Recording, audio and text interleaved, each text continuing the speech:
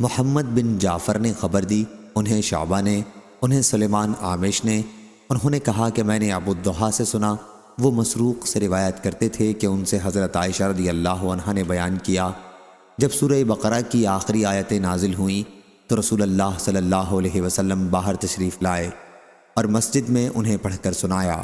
اس کے بعد شراب کی تجارت حرام ہو گئی۔ صحیح بخاری حدیث نمبر 4541۔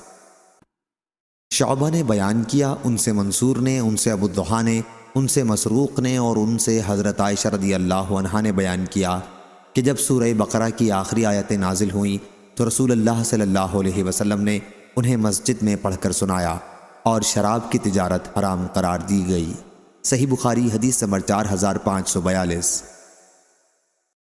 حضرت عائشہ رضی اللہ عنہا نے بیان کیا کہ جب سورہ بقرہ کی آخری آیات نازل ہوئیں تو رسول اللہ صلی اللہ علیہ وسلم کھڑے ہوئے اور ہمیں پڑھ کر سنایا، پھر شراب کی تجارت حرام کر دی۔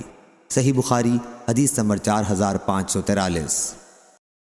حضرت ابن عباس رضی اللہ عنہ نے بیان کیا کہ آخری آیت جو نبی کریم صلی اللہ علیہ وسلم پر نازل ہوئی وہ سود کی آیت تھی۔ صحیح بخاری حدیث نمبر 4544۔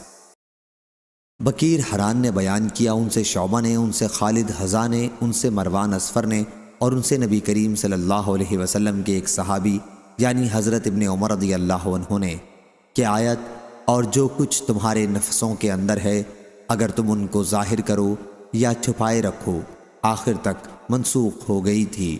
صحیح بخاری حدیث نمبر 4545۔